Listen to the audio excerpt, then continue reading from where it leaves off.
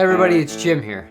Today we're going to be taking a look at the Fender American Original 60's Telecaster, a guitar that is no longer in production. However, on the used market, they've come down in price pretty significantly from where they were even 6 months ago, and it's not that hard to find one of these in great condition for less than what a new American Professional 2 Telecaster would cost. So if you're somebody who does want a modern radius on the guitar, but prefer a nitro feel on the neck and a nitro finish on the body, maybe this is the ticket for you. We're going to start off by checking it out through the Music Man 212 HD 130 combo. Reverb and trem will be from the amp itself. The only pedal we'll be using for today is the Brown Amplification Protein. After that, we'll talk about it a little bit, but let's hear it first.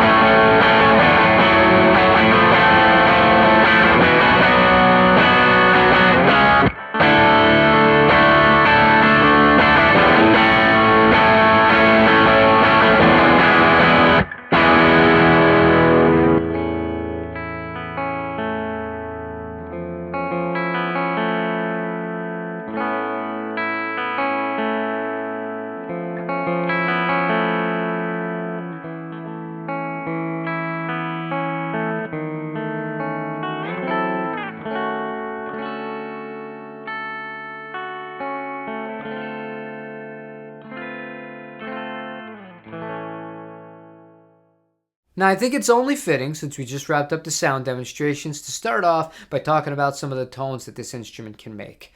This has a set of pure vintage 64 Telecaster pickups, and this is not the first time that I've had these.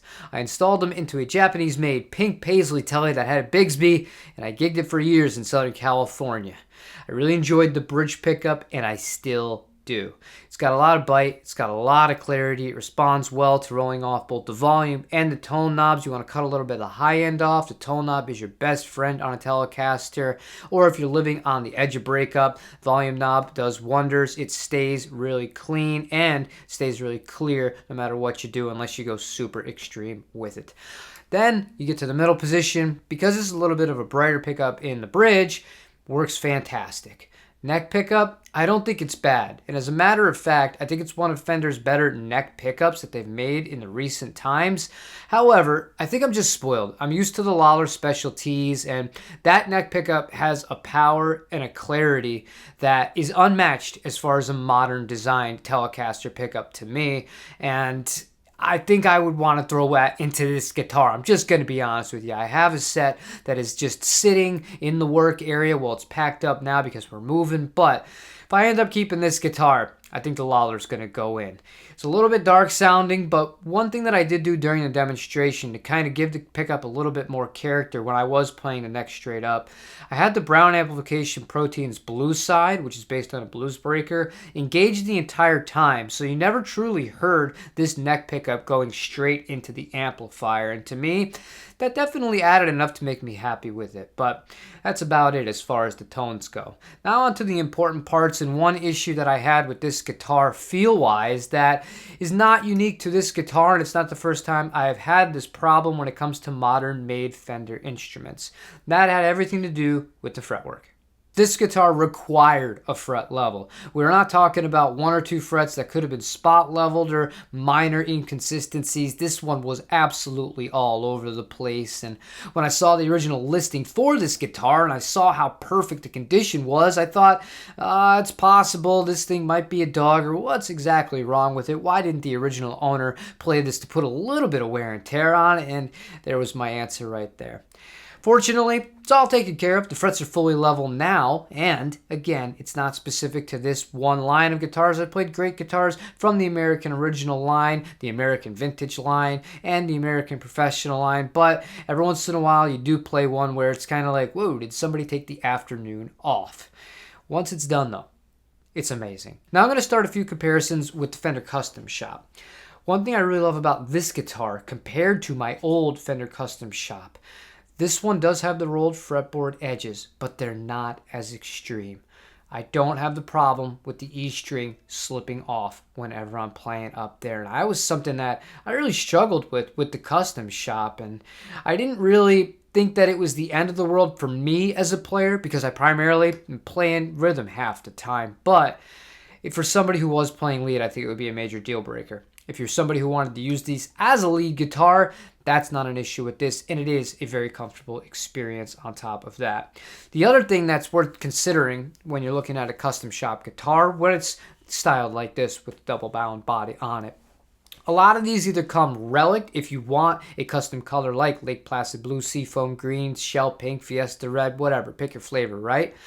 The American Original Series, obviously, there's no wear on these. You're still getting rolled fingerboard edges. You're still going to get the same 9.5-inch radius on it, so there's a lot of similarities between it.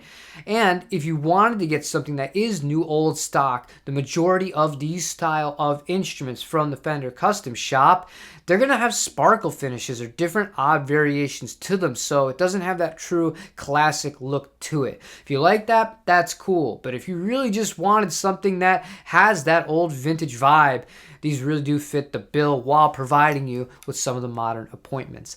All in all, I think for less than the price of an American Professional 2 Tele is new, this is a no-brainer if you're somebody who wants something that has nitro on the neck, nitro on the body. It's a different feel. Some people love it. Some people, they kind of dislike it. For me, I greatly prefer it, but I think it's a great bargain around that kind of price. How do I feel about this compared to the JV? I'm taking the JV every single day of the week. But I mean, that's a different day for a different video. But in its own right, I think it's cool, and I'm glad this guitar is now in my possession because it might become a pickup mule going into the future. Starting off with a set of Lindy Fralin pickups against the aforementioned Lawler Specialties, because I've never done that comparison. It's something I've wanted to do for a while. Before I get rambling too much though, I'm going to wrap things up. I got more packing to do. If you made it this far into the video, it does me a lot of good if you could leave a like and consider subscribing. Let me know what you'd like to see going forward into the future as far as comparisons, different amps, different kind of tones, just tone tips in general. I enjoy all things related to Fender guitars, specifically the Teles and the offsets. Hope you have a wonderful rest of your day. Take care, everybody.